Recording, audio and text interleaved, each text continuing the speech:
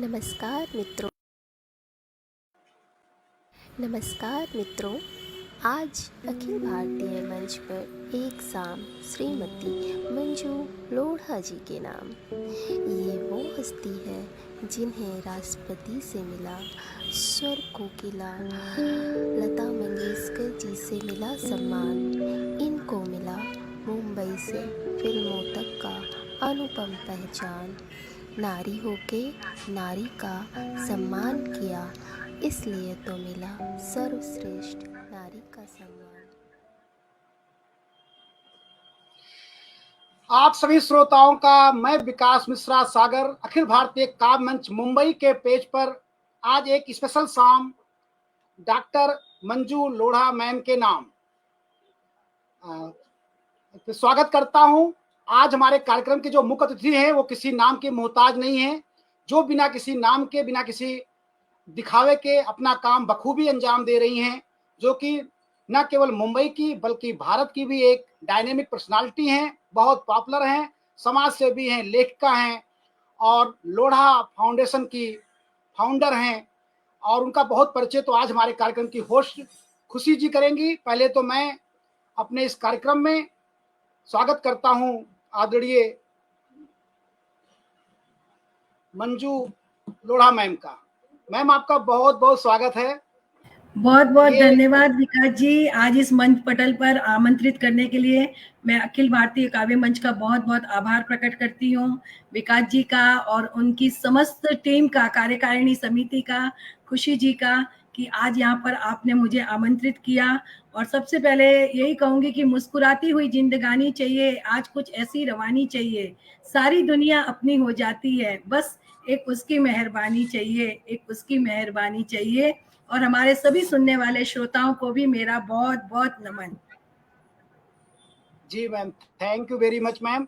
और मैं अपनी दूसरी जो आज के हमारे इस कार्यक्रम को पूरा संचालन करेंगी, जो इस कार्यक्रम की होस्टिंग करेंगी, क्योंकि मंजू मैम को लाने का पूरा श्रेय खुशी झा को ही जाता है, क्योंकि उन्होंने कहा कि एक हमारे पास एक ऐसी शख्सियत है सर, उनसे परिचय होना चाहिए। मैंने कहा बिल्कुल। तो मैम के बारे में मैं बहुत ज़्यादा नहीं जानता था, लेकिन जब खुशी जी ने मुझे बताया कि तुरंत ही मैंने खुशी जी को कहा बिल्कुल आप मैम को लाइए। मैम को सभी जानते हैं, हमारा अखिल भारतीय काव्य मंच परिवार भी उनको जाने। और चूंकि ये मैम हमारे बीच में है तो मैम का जो ज़्यादा परिचय, जितना छोटा मोटा परिचय जितना मैं जानता हूँ, उतना परिचय यही है कि मैम लोढ़ा फाउंडेशन की फाउंडर हैं। और जो कि हमारी जो पहचान है, मैं मानता हूँ साहित्य से अच्छी पहचान कोई नहीं है।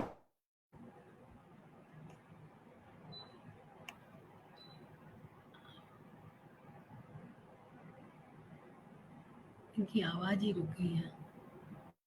विकास जी आपकी आवाज नहीं आ रही है बिल्कुल। विकास जी आप म्यूट हो गए हो, म्यूट हो गए। अभी आ रही है? हाँ जी, हाँ जी जी मैम, अभी सही है। हाँ सॉरी मैं सॉरी।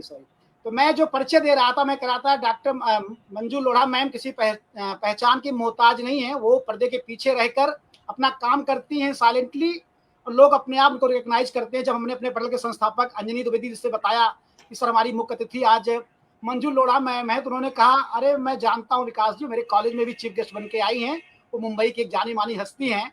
सच में मैम, वो सुनने के बाद और खुशी जी ने मेरे पास एक 15-20 पेज का जो पीडीएफ भेजा था, उसमें मैंने देखा कि आप अभी पद्मश्री अवार्ड के लिए आपको रिकमेंड किया है राज्यपाल साहब ने। आपने प्रधानमंत्री जी के साथ, राष्ट्रपति जी के साथ, मुख्यमंत्री जी के साथ, ऐसी कोई पर्सनालिटी नहीं है जिन्होंने आपको सम्मानित ना किया हो। ढेर सारे आपको अवार्ड मिले हैं। क्योंकि खुशी जी ने बताया कि सारे अवार्ड उन्होंने नोट करके रखे हैं, तो सारे खुद वो परिचय देंगी।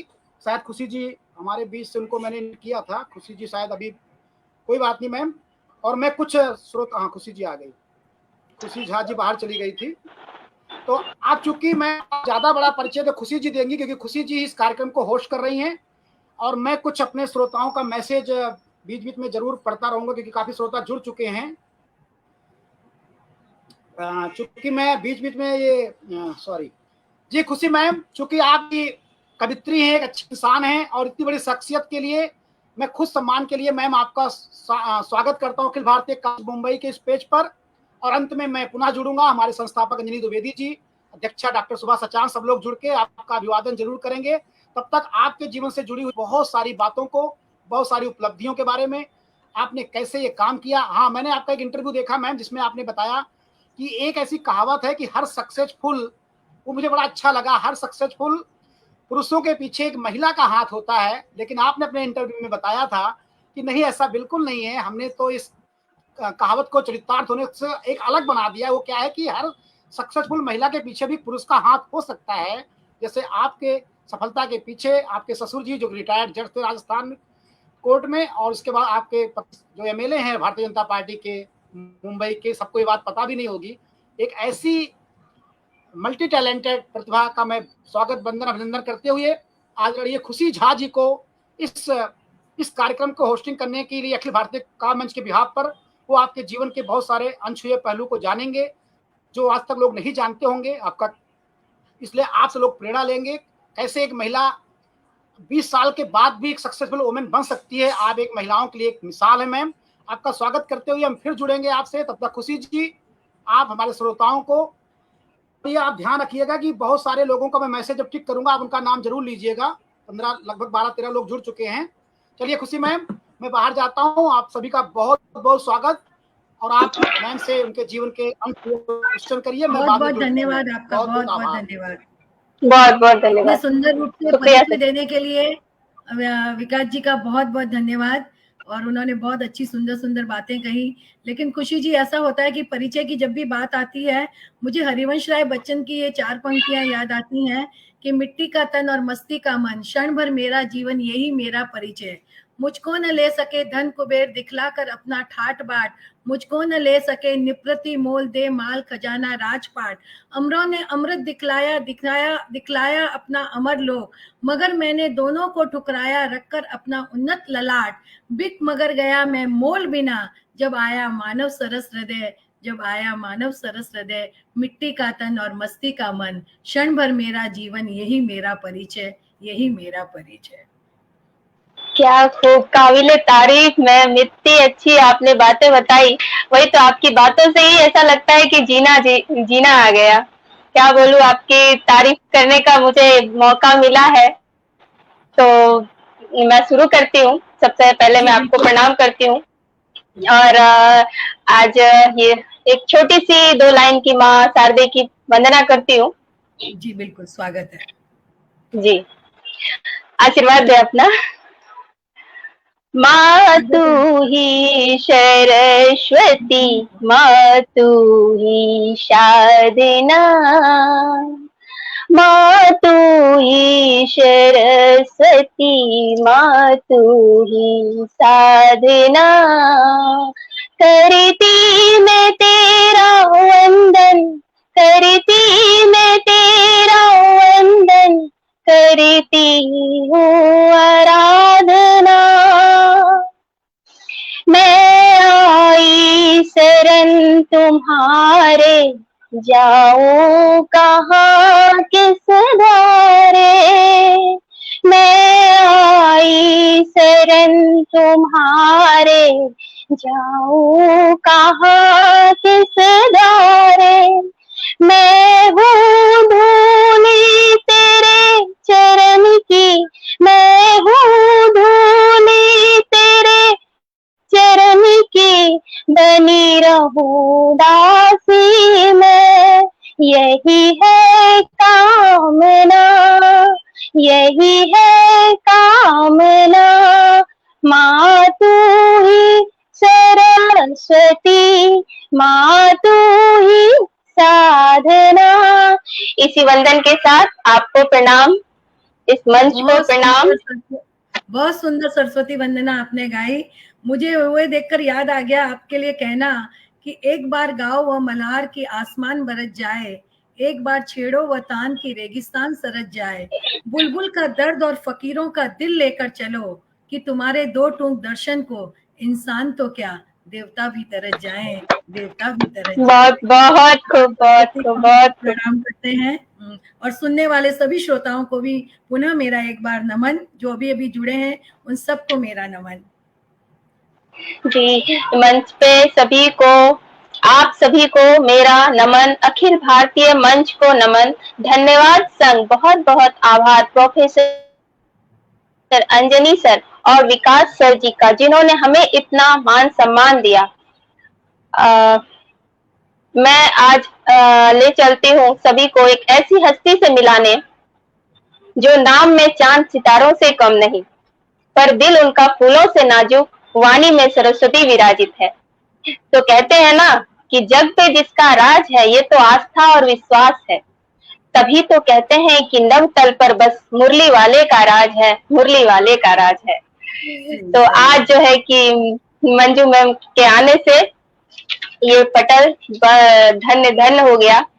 तो मैं इनके बारे में जितना भी कहूँ कम है, फिर भी मैं कहना चाहूंगी, जिससे कि मुझे भी खुशी मिलेगी बहुत ज्यादा, और इस मंच से जुड़े हुए सभी लोग जान पाएंगे कि जो मैम आई है वो क्या है।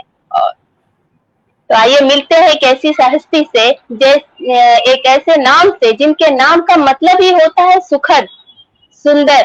जी हाँ, श्रीमती मंजू लोढ़ा मैम जी, जो एक अद्भुत छवि वाली, सुंदर और विख्यात लेखिका, कवित्री हैं। अगर मैं बोलना शुरू करूं तो शब्द कम पड़ जाएंगे।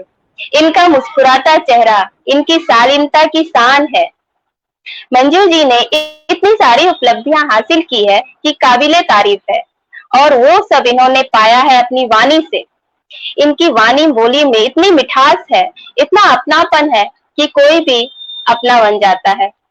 मंजू जी गिरते को उठाती हैं। ये समाज के लिए, देश के लिए, प्रदेश के लिए, परिवेश के लिए, शिक्षा के लिए काम करती हैं, और शिक्षा को दूर करने स्वास्थ्य विभाग तक से जुड़ी हुई रहती हैं। इतना सारा काम करने के बाद भी ये खुद के लिए, अपने परिवार के लिए, अपने दोस्तों के लिए समय निकालती हैं। ये बहुत बड़ी बात है, और मैं तो इनकी मोटिवेशनल कविता की बहुत बड़ी फैन हूँ, चाहती हूँ।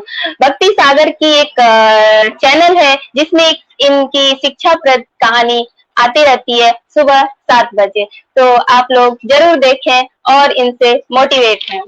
तो मैं इनका एक जो अवार्ड है उनकी छोटी मोटी लिस्ट बनाई है तो बड़ी लिस्ट, बड़ी बहुत बड़ी, लेकिन मैंने छोटी सी लिस्ट बनाई है कि इनको मिला टाइम्स पावर वुमेन अवार्ड मिला है, पावर वुमेन अवार्ड मिला है, वन जैन सेवा रत्न अवार्ड मिला है, विश्व महिला दिवस from mayor of Mumbai award मिला है, वोकेशन एक्सलेंस अवार्ड की social and philosophy of rotary club of Mumbai north mayor award मिला है, और इकोनॉमिक महाराष्ट्र सम्मान award 2021 by the hands of honourable governor Shri Bhagat Singh Koshyari ji से अवार्ड मिला है।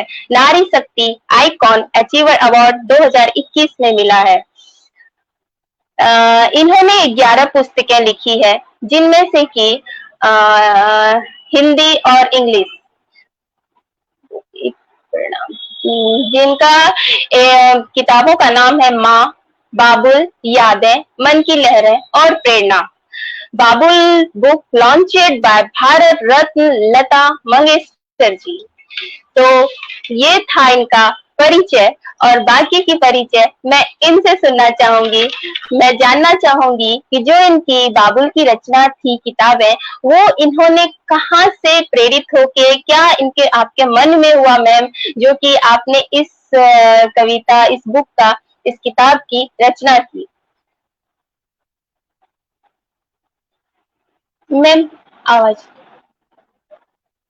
आपने बाबुल के बारे में पूछा ना? हाँ, जी जी बाबुल जी मैम। मेरे पिताजी को समर्पित की। जब मेरे पिताजी नहीं रहे तो मेरे मन में आया कि आज तक हम लोगों ने माँ के लिए बहुत कुछ लिखा है, माँ के लिए बहुत सारे ग्रंथ भी लिखे गए हैं, लेकिन हमको जो पालन पोषण में पिता का भी उतना ही बड़ा हाथ होता है, तो क्यों ना मैं पिता को समर्पित एक पुस्तक लिखूं। और ये बाबुल किताब पिता पर लिखी गई है, जिसे मैंने 4 भागों में किया है। मैंने अपने पिता के बारे में लिखा है, सेलिब्रिटीज के पिताओं के बारे में लिखा है, अपनी सखियों के पिताओं ने लिखा है उसमें पिताओं के बारे में, और हमारे जो ऐतिहासिक पिता हुए हैं उनके बारे में। इस तरह से पुस्तक बनी है जिसमें लता जी ने अपने पिताजी दीनानाथ मंगेशकर जी के बारे में भी लिखा है, और इस पुस्तक का विमोचन भी उनके ही कर कमलों द्वारा हुआ है। तो ये किताब एक बेटी की तरफ से अपने पिता को समर्पित है। बहुत खूब, बहुत खूब, बहुत अच्छा। अ, इसमें जो रचनाएं हैं मैम, क्या ये पूरी इसमें कहानी सबके पिता के बारे में बताई गई है, या फिर उनकी जो कविताएं हैं उसमें उनके जीवन को बताया गया है? इस किताब के बारे में थोड़ी सी जानने की उत्सुकता मुझे है। अच्छा, तो मैं आपको बताती हूँ कि इसको जैसे मैंने आपको बताया 4 भागों में बाँटा। पहला जो भाग है उसमें मैंने अपने पिता के बारे में लिखा है। मेरे पिता के साथ जो भी मेरा जो था, जिस तरह की छोटी-छोटी घटनाएँ बचपन से हुई, लिखा, और फिर हमारे जो परिवार वालों ने मेरे पिता के बारे में लिखा। फिर जो सेकंड वाला है जिसमें सारे सेलिब्रिटीज़ हैं, जैसे लता मंगेशकर जी, क्या है कि अमिताभ बच्चन के पिताजी हैं कि उन्होंने अपने पिताओं के बारे में लिखा है। फिर जो थर्ड भाग जाता है वहां पर हमारे ऐतिहासिक जो हुए हैं पिता, उनके बारे में लिखा गया है।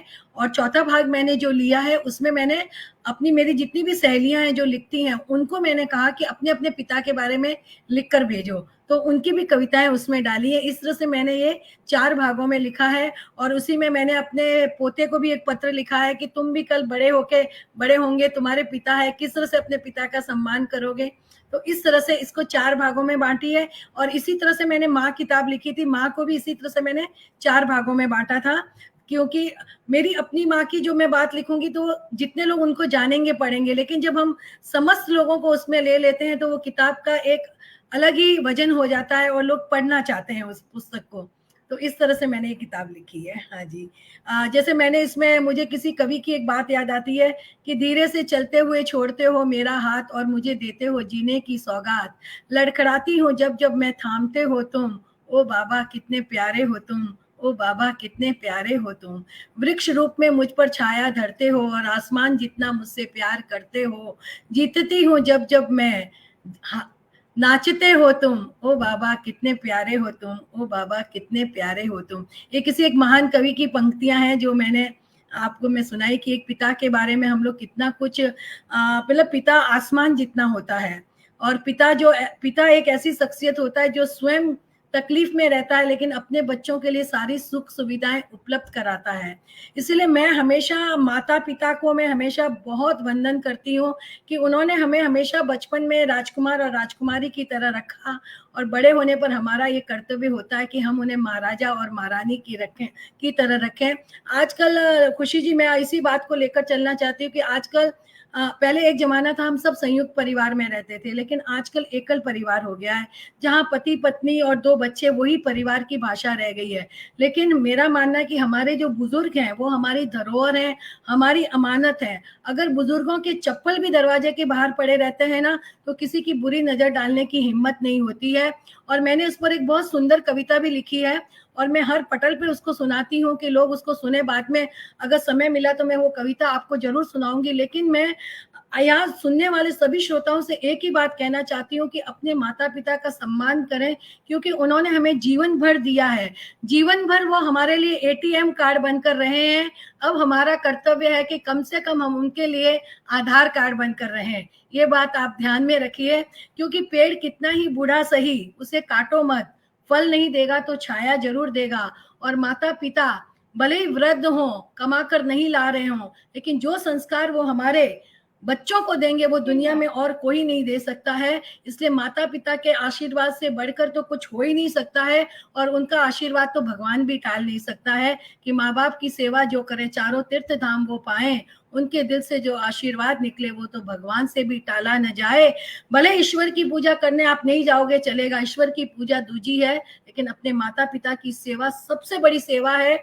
हम समाज सेवा नहीं करेंगे चलेगा, सबसे बड़ी सेवा घर में बुजुर्गों की सेवा है। अगर हम बाहर जाकर समाज सेवा करते हैं, लोगों को खाना खिलाते हैं और हमारे घर के बुजुर्ग चाय के लिए तरसें, तो वो हमारी समाज सेवा एकदम बेकार है। सबसे पहला परिवार, फिर आप समाज में जाइए, समाज सेवा करिए, लेकिन पहले अपने बुजुर्गों की सेवा करिए। जी, बहुत ही सुंदर, सही बात कही आपने मैम कि आज के ज़माने का ऐसा दौर चला है कि माँ-बाप को लोग, कई ऐसे वाक़ये आजकल देखने को मिल जाते हैं कि माँ-बाप की लोग नहीं पूछते हैं अपने बच्चे और अपने पति-पत्नी के साथ ही उसमें ही खुश रहना चाहते हैं। कोई ज़िम्मेदारियों को उठाना नहीं चाहता है। तो ये तो बहुत बड़ी बात कही आपने मैम, और ये ज़रूरी भी ऐसा होना चाहिए। जैसे कि माँ जो होती हैं वो तो बस प्रेम आपको दिखाती हैं, उनके उनका प्यार ममता हमको दिखता है, पर एक पिता का प्यार ना जो हमें नहीं दिखता है, जो हमें पूर्ण लगता है, और वही जो है हमें आगे बढ़ने के लिए प्रेरित करता है। और जब हम बड़े हो जाते हैं तब इस माँ को बहुत जल्दी खोया था, और बाद में हमारे पिता ही हमारे लिए माँ भी थे और पिता भी थे। उनसे मैंने जीवन में इतना कुछ सीखा है, और आज मैं जहाँ भी हूँ उनका आशीर्वाद और उनकी प्रेरणा रही है हमेशा। और माँ का तो आशीर्वाद हमेशा ही रहा है मुझे। जैसे कि मैंने बचपन में हम लोग गाँव जाते थे तो छत पर सोते थे, अक्सर आसमान को तकते थे। एक दिन माँ ने देखा, बोली बेटा ये क्या कर रही हो? मैंने कहा माँ आसमान में चमकते हुए तारे देख रही हूँ। तब मेरी उस कम पढ़ी लिखी माँ ने जीवन का एक मर्म समझाया कि बेटा सिर्फ चमकते हुए तारों को मत देखो, स्वयं तारा बनो और सितारा बनकर चमको, सितारा बनकर चमको। वही मेरे पिताजी, मैं आपको बताती हूँ कि जब मेरी एग्जाम्स होती थी ना तो मैं इतनी गड़बड़ा जाती थी, मैं रोने लगती थी। मैं कहती थी पापा मुझे एग्जाम नहीं देनी है, मैं परीक्षा देने नहीं जाऊंगी। तब मेरे पापा क्या कहते थे, बेटा कोई बात नहीं, तेरे को एग्जाम कुछ नहीं आता, कोई बात नहीं है, तुम जाना, खाली उस पेपर पे है ना अपना नाम लिखकर और रोल नंबर लिखकर वापस आ जाना, और कुछ मत करना। और जब मैं जाती और एक बार पेपर शुरू होती तो मैं पूरा उसको करके ही लौटती थी। लेकिन मेरे पापा ने कभी ऐसा नहीं कहा कि नहीं बेटा तुमको जाना ही पड़ेगा, करना ही पड़ेगा। वो बड़े प्यार से समझाते हैं कि जाओ, सिर्फ अपना रोल नंबर लिखकर आ जाओ। तो कितनी बड़ी उनको वो हमें शक्ति देते थे। आज जब माँ बाप सब चाहते हैं कि मेरा बेटा प्रथम आए, हर बच्चे को प्रथम कैसे आ सकता है, और ऐसे में कई बच्चे आत्महत्या की कगार तक पहुंच जाते हैं। ये प्रतियोगिता की अंधी दौड़ में हमें अपने बच्चों को कभी शामिल नहीं करना चाहिए। हमारे बच्चों के अंदर जो प्रतिभा छिपी है उसको बाहर लाइए। सिर्फ पढ़ाई का कोई अर्थ नहीं रहता है। स्वामी विवेकानंद कहा करते थे कि अक्सर जो क्लास में प्रथम आते हैं ना, और जो बेंच में पीछे बैठा रहता है, उसके लिए काम कर रहे होते हैं जीवन में, क्योंकि उनको जीवन की समझ होती है और वो सिर्फ पढ़ने में किताबी कीड़ा बनकर रह जाते हैं। तो हमें सिर्फ किताबी कीड़ा नहीं बनना है, जीवन में हमारे अंदर जो प्रतिभा है उसको हमें बाहर लाना है। तो मैं अपने पापा को बहुत धन्यवाद करती हूँ कि उन्होंने हर जगह मेरा साथ दिया, चाहे स्कूल की पिकनिक हो, हम लोग संयुक्त परिवार में रहते थे, मना होता था तब भी वो मेरा साथ देते थे। कॉलेज जाना था तो मैं, हमारे घर वालों ने मना कर दिया था कि अभी लड़कियों को हम कॉलेज नहीं भेजेंगे। हम जेंट्स परिवार से थे जहाँ पर प्यार बहुत था लेकिन रूढ़िवादिता भी थी। तो मेरे पापा ने कहा नहीं, मैं, मेरी बेटी को उसकी बहुत इच्छा है, भले ही गर्ल्स कॉलेज में पढ़ाऊंगा लेकिन मैं उसको पढ़ाऊंगा जरूर। और फिर अलग बात है कि मैं फर्स्ट ईयर पास की और जल्दी मेरी शादी भी हो गई, लेकिन जो एक कॉलेज में जाने का सपना था वो भी मेरे पापा ने मेरा पूरा किया। जी मैम, ये बहुत ही अच्छी बात बताई। पहले तो बहुत कम पढ़ती थी माएँ, लेकिन उनके जो बच्चे होते थे तो कोई इंजीनियर, डॉक्टर, ओवरसियर ये सब बनते थे। आज के डेट में ये बहुत अंतर हो चुका है कि अपने बच्चों को लोग प्रेशर डालते हैं कि नहीं तुम पढ़ाई करो, उसका ऐसा करो। तो ये चीज आज बहुत ज्यादा हो रहा है। तो आपने तो बहुत अच्छी बात बताई मैम। तो मैं एक मुक्तक आपके लिए पढ़ना चाहूंगी आपकी इन बातों से, कि जिनको मिलने की खातिर चांद तारे तरसते हैं, धन्यवाद, जिनको मिलने की खातिर चांद तारे तरसते हैं, ऐसी शख्सियत के पहलू में हम बसर करते हैं। जिनके नाम में ही दया और भाव हो, ऐसे कोहिनूर के आशीष पे हम बरसते हैं, ऐसे कोहिनूर के आशीष हम पे बरसते हैं।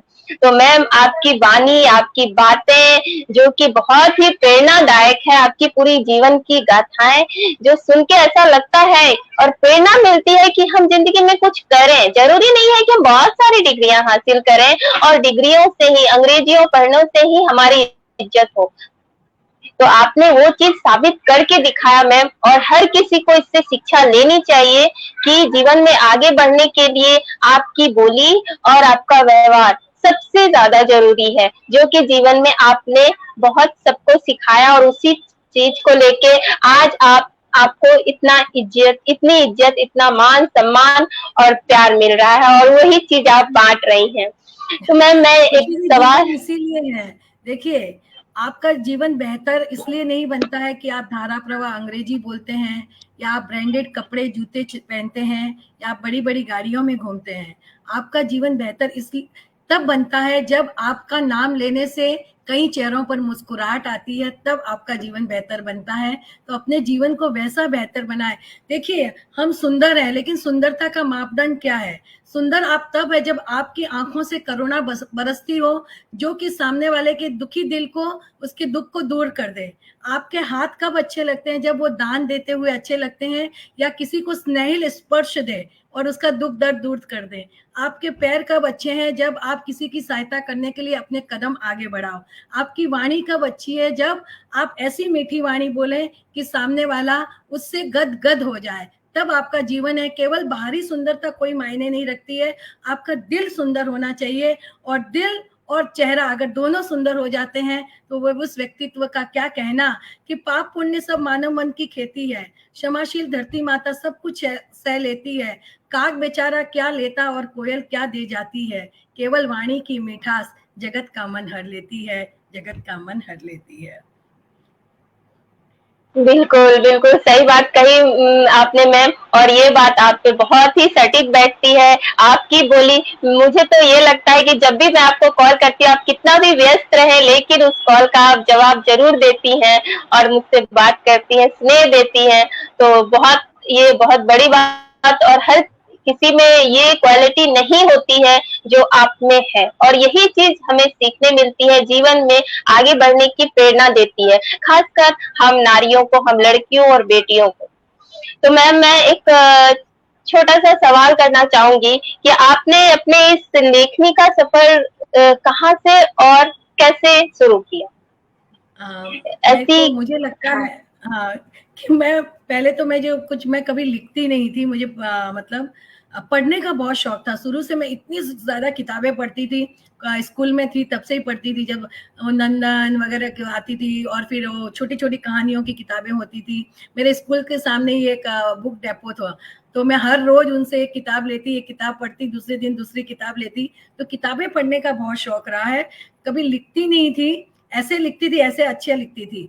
लेकिन फिर 18 साल में शादी हो गई, फिर 19 साल में जब बच्चा हुआ, और 21 साल में दूसरा हुआ, तो उनके ऊपर जब उनका जन्म हुआ ना, तब मैंने एक एक कविता लिखी। ये तो मुझे लगा, अरे वाह, मैं लिख सकती हूँ थोड़ा बहुत जो भी मन में भाव है। और इस तरह से मैं छोटी छोटी कविताएं लिखने लगी, और मेरी एक बुक भर गई। तो फिर एक दिन मेरे पतिदेव ने कहा कि इसका को एक किताब का रूप दे दो तुम।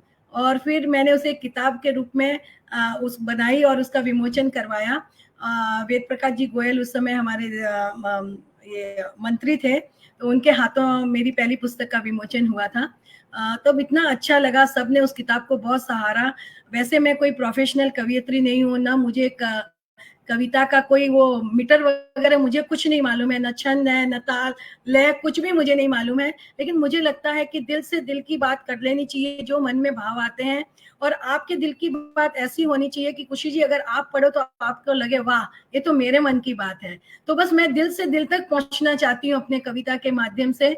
और बाकी तो प्रोफेशनल वे में नहीं लिखती हूँ, लेकिन जब कोई मुझे कहता है कि आपकी किताब हम सिराने रखते हैं, और जब कभी हमारे मन में कुछ द्वंद होता है, हम आपकी पुस्तक पढ़ते हैं और माँ की किताब पढ़कर हमारी आंखों में आंसू आ गए, तब मुझे लगता है कि उससे बड़ा पुरस्कार और कोई नहीं हो सकता है। तो बस अपने दिल की बात साफ दिल से, आप पारदर्शी रहें, जीवन में हमेशा एक काम करें कि अंदर और बाहर आप एक जैसे रहें। तो बस आपके मन की बात हर जगह पहुंच जाती है, मुझे ऐसा लगता है। और इस तरह से मेरा सफर शुरू हुआ, और धीरे धीरे मैं थोड़े थोड़े जैसे आर्टिकल लिखने लगी, और मेरा नवभारत टाइम्स, जनसत्ता में भी आर्टिकल छपे, राजस्थान पत्रिका में छपे। तो उस तरह से मुझे प्रेरणा मिलने लगी, प्रोत्साहन होने लगा। तब मैं अलग अलग जैसे अपने त्योहार होते थे उन पे लिखने लगी, और इस तरह से मेरी 11 किताबें बन गई। और और एक सफर शुरू हुआ। लेकिन परमवीर चक्र और वॉर डायरी ने मेरे जीवन में एक अलग अध्याय लिखा, जिसे देश और विदेश दोनों जगह बहुत सारी सराहना मिली, और उसकी वजह से मेरा बहुत नाम हुआ। मैंने उसका विमोचन यहाँ पर गवर्नर हाउस में किया, रक्षा मंत्रालय में किया, फिर लंदन गई, लंदन में नेहरू सेंटर में किया, वहाँ के हाई कमिश्नर ने किया, एमपीज ने किया, और हमारे देश के मनोहर पर्रिकर जी जो रक्षा मंत्री थे उन्होंने किया। मतलब इतने लोगों का आशीर्वाद मिला, प्यार मिला। तो इससे बड़ी और कोई बात नहीं हो सकती है। और लंदन के सारे न्यूज़ चैनल, मतलब जितने भी टीवी चैनल थे, रेडियो स्टेशन थे, वहाँ पर मेरे एक एक घंटे के लाइव इंटरव्यू हुआ, जो मैं कभी जिंदगी में सोची नहीं थी, कभी इसका सपना भी नहीं देखा था। कि मुझे हमेशा लगता था, एक मैं मतलब हम लोग एक मारवाड़ी परिवार से पढ़े थे, ज्यादा मैं हिंदी मीडियम से पढ़ी हुई थी, तो कभी ये सपना भी नहीं था कि हाँ मैं कभी जाऊंगी। लेकिन मैं हमेशा एक सपना जरूर देखा करती थी कि मैं कुछ ऐसा करूं कि मैं अपने पति और बच्चों के अलावा अपने नाम से पहचानी जाऊं, अपने काम से पहचानी जाऊं। तो बस आप सपने जरूर देखें, तो आपके सपने जरूर पूरे होते हैं। कि कोई कैसे छूता होगा आसमां को, हर किसी के पास तो विमान नहीं होता, अगर जज्बा हो दिल में कुछ भी कर गुजरने का, तो कोई भी काम नामुमकिन नहीं होता, नामुमकिन नहीं होता है। तो बस जीवन में मैंने, देखिए, there is no shortcut in life, मेहनत से बड़ा और कुछ नहीं है। मैं हमेशा सबसे कहती हूँ कि मैं बहुत ज्यादा इंटेलिजेंट नहीं हूँ, लेकिन मैं मेहनती बहुत हूँ। जो चीज हाथ में लेती हूँ, जब तक उसको पूरा नहीं करती हूँ, मैं उसको छोड़ती नहीं हूँ। तो बस ये मेहनत और ऊपर वाले के आशीर्वाद के बिना कुछ भी नहीं होता, ये ध्यान रखिए। हम समझें कि मैंने ये किया है, तो आप किसी भी गलत फहमी में जी रहे हो। आपके ऊपर ईश्वर का और सरस्वती माता का आशीर्वाद है और आपके परिवार का साथ है, तभी आप आगे बढ़ सकते हो। जी जी, बिल्कुल ही सही कही बातें आपने कि इंसान अगर मेहनत करे, अगर भाग्य भरोसे हम बैठ जाएंगे तो उससे हमें कुछ हासिल नहीं होने वाला है। हम क्या करना चाहते हैं जिंदगी में, कैसे आगे बढ़ना चाहते हैं, इसके लिए हमें हर किसी को दिन रात मेहनत करनी पड़ती है, तभी हम आगे बढ़ते हैं। मैम, मुझे वो अंजनी आर्मी कुमार जी जुड़े हुए हैं, उनका बहुत बहुत धन्यवाद करती हूँ। जी, वो लिख मैं रहे बस हैं, हाँ काफी लोग जुड़े हुए हैं कमेंट कि नहीं दे आगे रहा बढ़ता मैं। रहे समाज। काफी लोग अच्छा लिख रहे हैं और मुझे उनसे प्रेरणा मिल रही है, प्रोत्साहन मिल रहा है। आप सभी को मैं अपना बहुत बहुत नमन करती हूँ, धन्यवाद करती हूँ। और अंजनी कुमार जी, आप भी इस मंच से जुड़े हुए हैं, आपका बहुत बहुत धन्यवाद।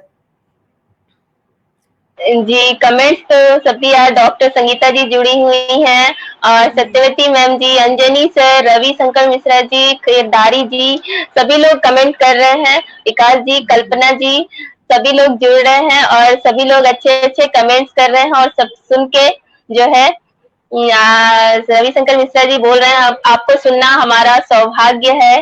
तो जी, सही कहा। अंजनी सर लिख रहे हैं और कमेंट संगीता ऊपर जा मैडम रहा है जी, जो मुझे दिख नहीं रहा। जी जी, हाँ हाँ। तो हाँ मैम, मैं एक शिवांश सरल जी जुड़े हुए हैं, बहुत सुंदर विचार है। लोढ़ा जी ऐसा लिख रहे हैं वो।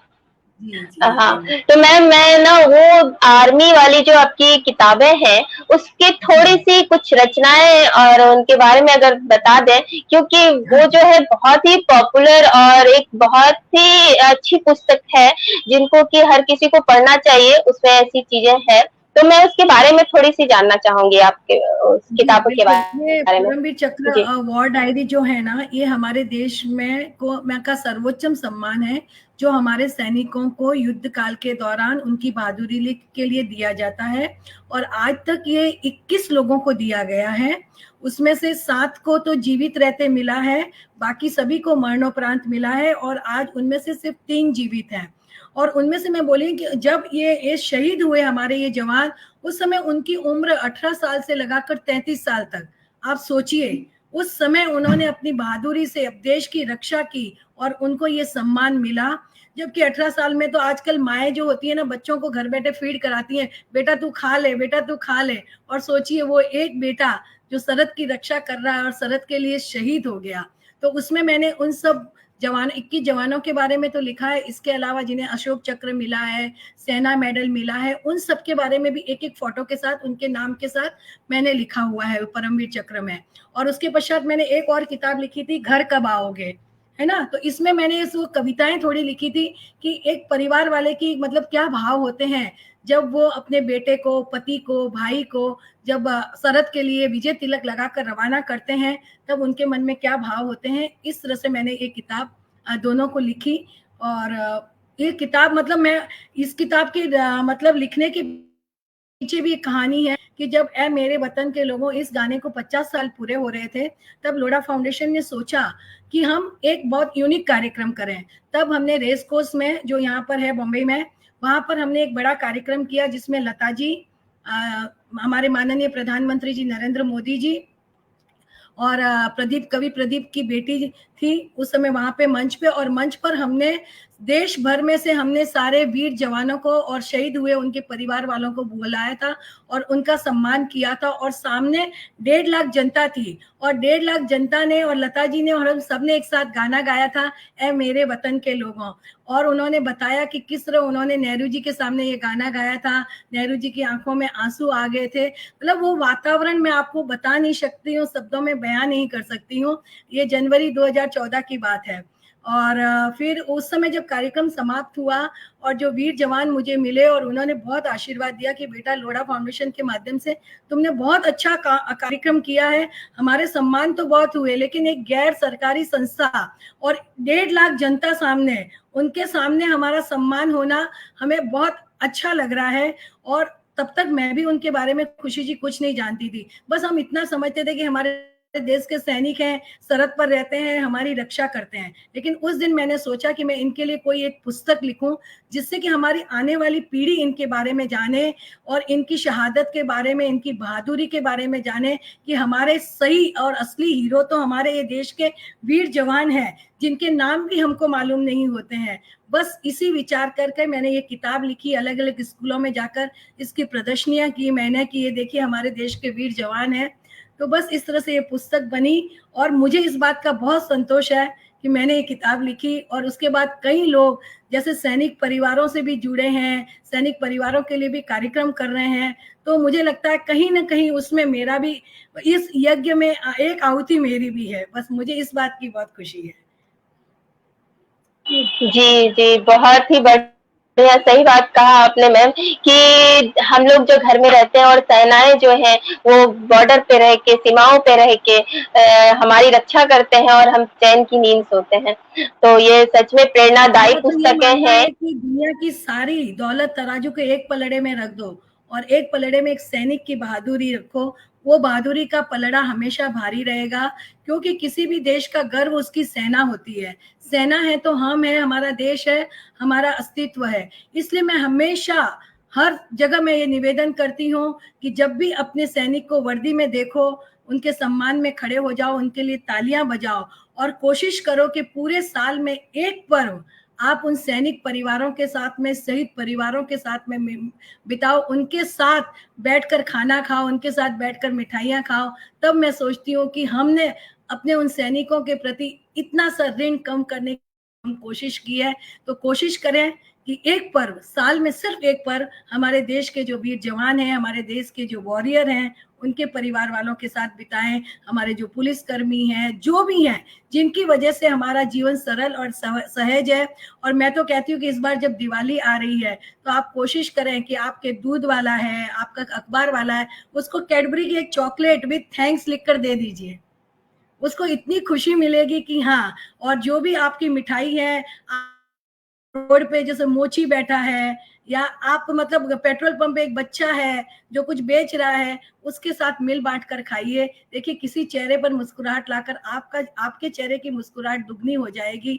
कि हम पूरी दुनिया में कुछ नहीं कर सकते, लेकिन हम इतना तो जरूर कर सकते हैं कि हमारी वजह से एक चेहरे पर मुस्कुराहट आए कि कांटे आते हैं तो आने दो, तुम सिर्फ एक फूल खिला दो, अंधेरे को कोसो मत, तुम सिर्फ एक दीप जला दो। एक फूल की भी सुगंध सूची दूर दूर तक जाती है, एक दीप की कनक मलिका तम पर विजय मनाती है।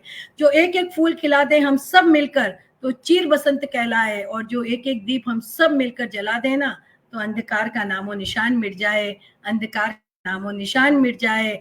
आपको याद होगा कविवर रविंद्रनाथ टैगोर ने एक बहुत कविता लिखी थी, उसका सार ऐसा था, एक नन्हा सा दीपक आसमान के ओर छोर तक फैले हुए अंधकार को चुनौती देते हुए कहता है, भले मैं तुम्हारा सारा तम नहीं हर्ष कर सकता, लेकिन मेरा होना ये सिद्ध करता है कि अंधकार को मिटाया जा सकता है, दूर किया जा सकता है। अंधकार एक्चुअली कहीं नहीं है, हमारे मन में अंधकार है, चारों तरफ प्रकाश है, लेकिन हम अंधकार को दूर करने के प्रयासों की कमी की वजह से हमें अंधकार दिखाई देता है।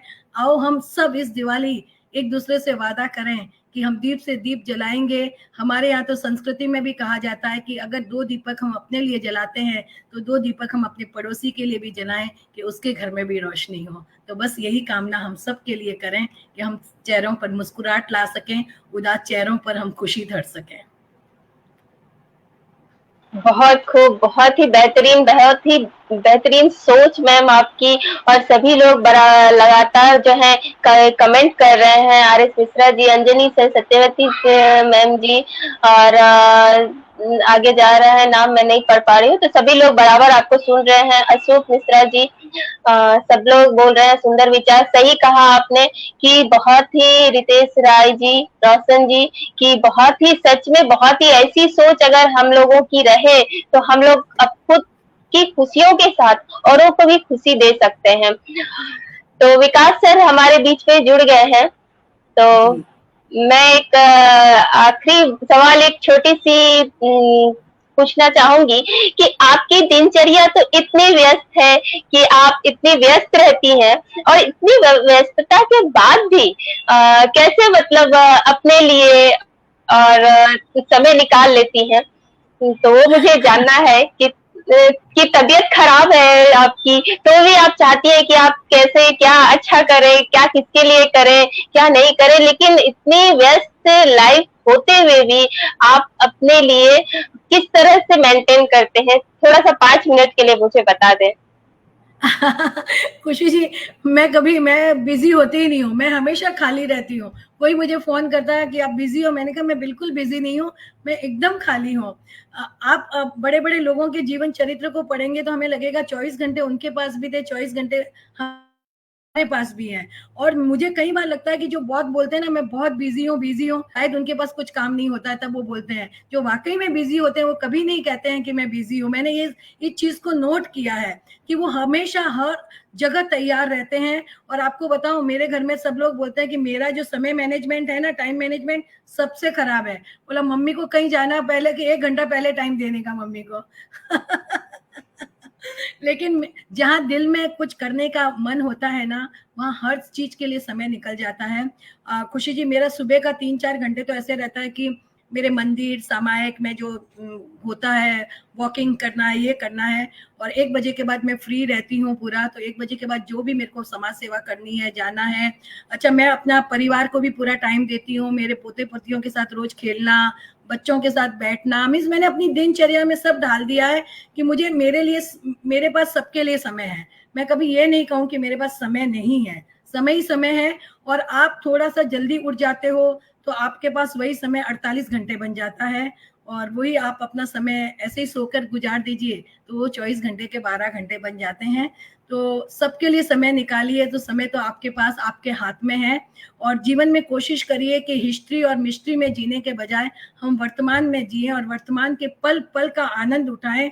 और जहाँ जरूरत हो लोगों को, आपकी जरूरत हो, वहां आप जरूर पहुंचे।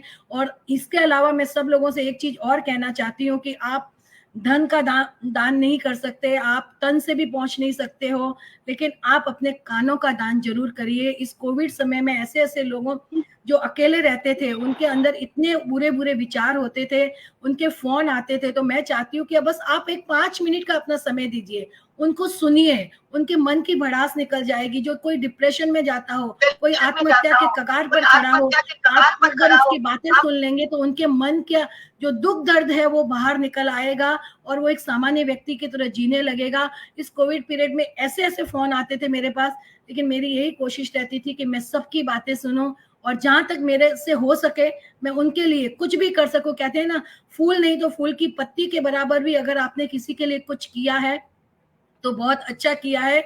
और अब तो मेरे को हमेशा मुझे लगता है कि जीवन के चौथे द्वार पर हम पहुंच चुके हैं। अब तो कुछ ऐसा करना चाहिए कि जब इस दुनिया से जाए ना तो मन में आनंद हो कि मैंने जीवन को बहुत अच्छे तरीके से जिया है, इस बात की खुशी हो हरदम कि मेरा जीवन किसी के काम आया है। तो बस आप छोटे छोटे कार्य करते जाएं, बहुत बहुत बड़े कार्य करने की जरूरत नहीं है। और अच्छा समय, यही समय अच्छा है, अच्छे समय का इंतजार मत कीजिए, बहुत सारे पैसों का इंतजार मत कीजिए, सब चीजें पैसे से नहीं होती हैं। मैंने जैसे कहा ना, आपने वो जादू की झप्पी वो आपने एक पिक्चर मुन्ना भाई में देखा ना, आप किसी को जादू की झप्पी देकर उसके लिए बहुत कुछ कर सकते हो। वही जय हो में आपने देखा ना कि थैंक्स मत करिए, किसी 3 लोगों की आप सहायता कर दीजिए। बस ये छोटे काम कर हम अपने जीवन को बहुत आनंद पूर्वक गुजार सकते हैं, और जिसकी हमें भी खुशी होगी कि हमारा जीवन बहुत अच्छा है। कि बहुत आसान होता है गगन को चूम लेना, बहुत आसान होता है खिलते हुए चमन को चूम लेना, आंसुओं को पोंछना भी बहुत आसान होता है, पर बहुत कठिन होता है पीड़ित दुखित मन को चूमना। और जहां आपने इसको चूम लिया, आपका जीवन सार्थक है। खुशी जी, मुझे तो इतने लोग ऐसे हैं कि माँ कह के पुकारते हैं, तो मुझे लगता है कि मुझे तो अपने आप, मेरी बेटी एक भी नहीं है, 2 बेटे ही हैं, तो मुझे तो इतनी बेटियां मिल गई हैं, मैं आपको क्या बताऊं। उसमें से एक आप भी हो, आप भी मुझे बोलती हो कि मैं, आप मेरी माँ हो। तो बस, तो यही है जीवन, कि जीवन दूसरों के लिए जियो, इससे बड़ा और सार्थक क्या हो सकता है। और खुद के लिए भी जियो, देखिए अपने लिए भी जियो और दूसरों, क्योंकि आप जब खुद खुश रहते हो, बी योर फेवरेट, अपनी पीठ खुद थपथपाइए, क्योंकि आप जब खुद खुश रहोगे तो आप दूसरों को खुशी दे सकोगे। और मैं तो सुबह रोज आईना में सामने खड़ी होकर बोलती हूँ, भैया दुनिया की सबसे खूबसूरत महिला है। अपने अंदर आत्मविश्वास पैदा करो, आपके अंदर खुशी झलकेगी अलग तरह की, जो आप लोगों तक भी पहुंचाओगे। जी जी, बहुत ही बेहतरीन, बहुत ही अच्छी सोच। इसलिए तो मैं आपकी बहुत बड़ी फैन हूँ मैम। इसमें तो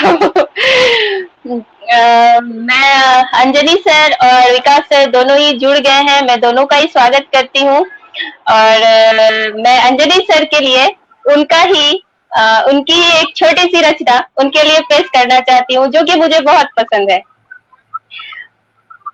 सुनिएगा। बात दिल की जो दिल में है, बता दो क्या। बात जो दिल में है, बता दूं क्या। दुनिया से खुद को रूबरू करा दूं क्या।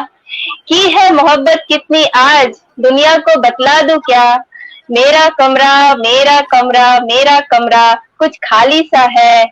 वो कहे तो तस्वीर उसकी लगा दूं क्या, लगा दूं क्या। सर की जो ये छोटी सी रचना है, मैं तो उनके जैसा नहीं पढ़ पाती हूँ, पर मुझे बहुत पसंद है, तो उनके स्वागत मैंने उनकी ही रचनाओं के साथ करती हूँ। बहुत खूब, नमस्कार अंजलि जी। हाँ,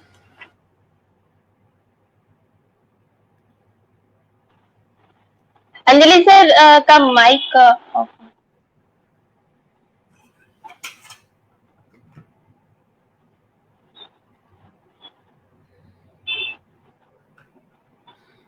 विकास सर आप बोले।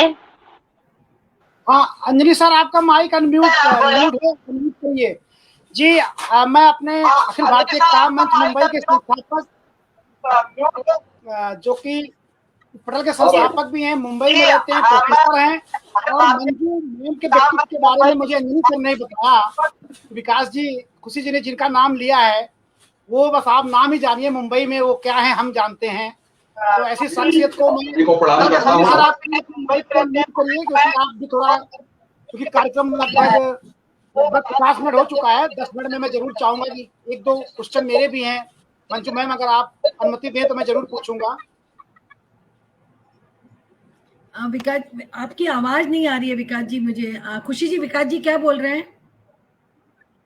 मैम वो आपसे सवाल करना चाहते हैं एक दो। बिल्कुल बिल्कुल करिए। मेरे हाँ हाँ बिल्कुल। हाँ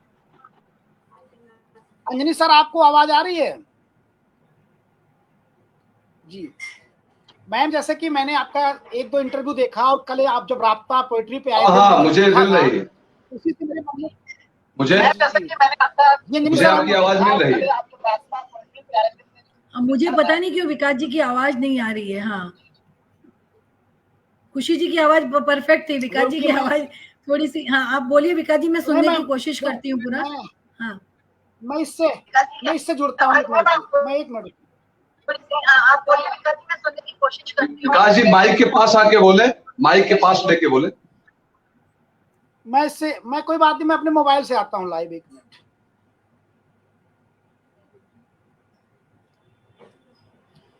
मैं अपने मोबाइल से आता हूँ, 1 सेकंड जी।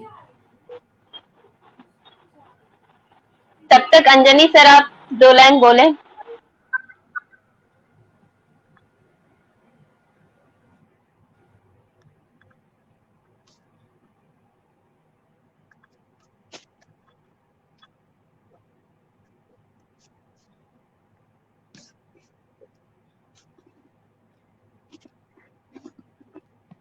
विकास जी भी मतलब बच्चों को पढ़ाते हैं, बहुत बड़ा नोबल कॉज ये है। खुशी जी यहाँ पे कार्यक्रम को आगे बढ़ाइए। खुशी जी कार्यक्रम को जब तक आगे बढ़ाइए, मंजू मैम से कुछ प्रश्न आप पूछिए खुशी जी जी, आप जी पूछिए। हाँ हाँ जी मैम, मैं तो जो क्या बोलूं कि धन्य हुए आज हम रूबरू हुए ऐसे सितारे से, हम महफिल में चार चांद लगे। अंजनी सर जी, विकास सर जी के करते हैं स्वागत हम। अंजनी सर द्वारा जो बनाया गया यह मंच, अखिल भारतीय मंच, जो कि आज के देश के प्रथम ऐसे मंच हैं जिसपे हम ऐसे गायक, गजलकार, लेखक, कवि से रूबरू होते हैं जो महान होते हैं, सम्मानीय होते हैं। विकास सर जी का तो जवाब नहीं, गिरते को उठाते हैं, बुझते को चमकाते हैं, ये तो बस पत्थर को हीरा बनाते हैं। तो विकास जी वही शख्सियत है जो कि ये ढूंढ ढूंढ के लाते हैं।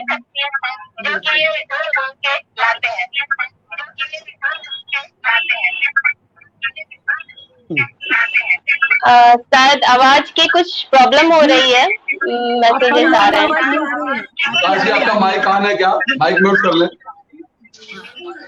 विकास जी आप बोलिए अभी। हाँ, आप कुछ सवाल करना चाहते थे? हाँ अंजलि, आप हाँ खुशी मैम, मेरी आवाज आ रही है? हाँ आ रही है। आप सुनने की कोशिश हाँ कर रहे हैं। आप बोलिए। तो हम खुशी जी मंजू मैम, मेरा क्वेश्चन यही था कि आप इतनी ज्यादा मतलब पॉपुलर हैं, इतनी। चलिए अंजलि सर आप बोलो, कोई बात नहीं, मैं छोड़, अभी मैं कुछ नहीं बोल रहा। अंजलि सर आप बोले, शायद नेटवर्क इशू है या आवाज की कुछ दिक्कतें हैं, तो आप चलिए तब तक मैं अपनी वो कविता सुना देती हूँ, आप लोग को सबकी होती है। तब तक मैं वो, जैसे मैंने कहा ना, माता पिता की कविता सुना देती हूँ।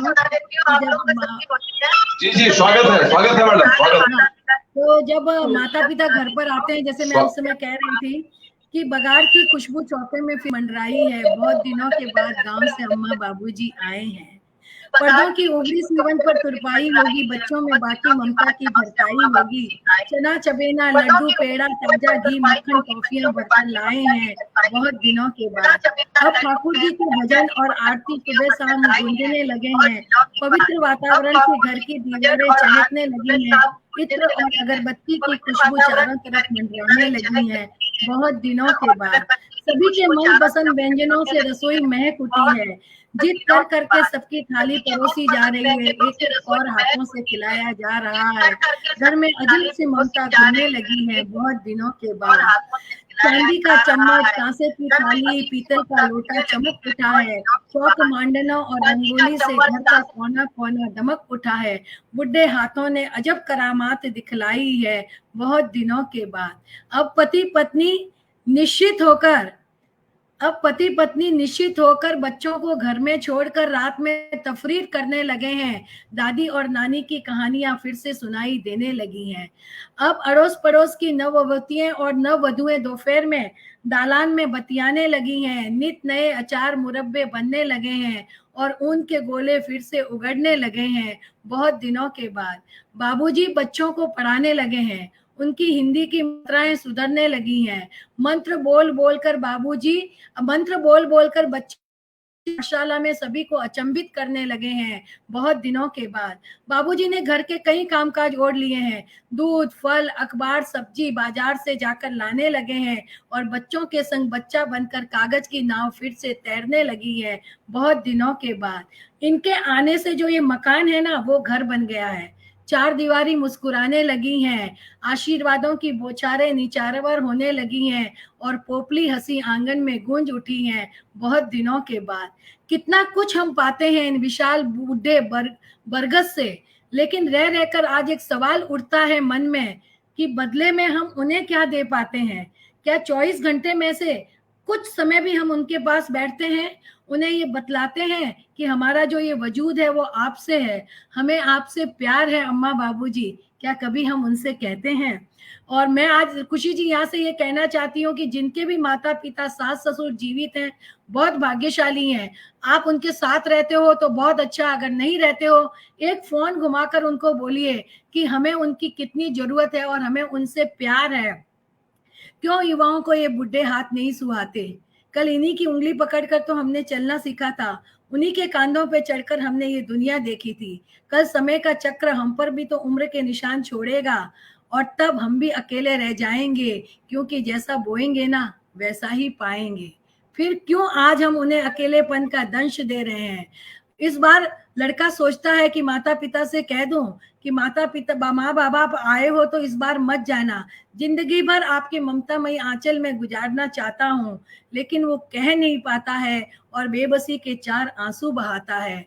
तब मैं उनकी पत्नियों से कहती हूँ कि अपने पतियों को बेबसी के 4 आंसू मत बहाने दो, तुम्हारे भी बुढ़े माता पिता हैं, अगर तुम्हारे भाई भाभी भी उनके साथ वही व्यवहार करेंगे तो कैसा लगेगा? अगर आज से हर पति पत्नी ये सोच लें कि हमारे 4 माता पिता हैं, तो मैं सच कहती हूँ अंजनी जी कि इस भारत भर में एक भी वृद्धा आश्रम नहीं बनेगा, और यही हमारी संस्कृति है और यही हमारी परंपरा है, यही हमारी परंपरा है।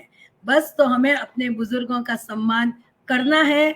उनके कहते हैं ना कि हम फरिश्ते हमने नहीं देखे हैं, कभी अपने माँ बाप के चरणों में बैठो, फरिश्ते यहीं आ जाएंगे और उनका हाथ अपने आशीर्वाद, उनका हाथ रख लो आशीर्वाद स्वरूप, क्योंकि हर चीज गूगल के पास नहीं मिलती है, बहुत सारी चीजें अपने माता पिता के पास हमें सीखने को मिलती हैं। गूगल तो फिर भी फेल हो सकता है, लेकिन हमारे माँ बाप के अनुभव कभी फेल नहीं हो सकते हैं।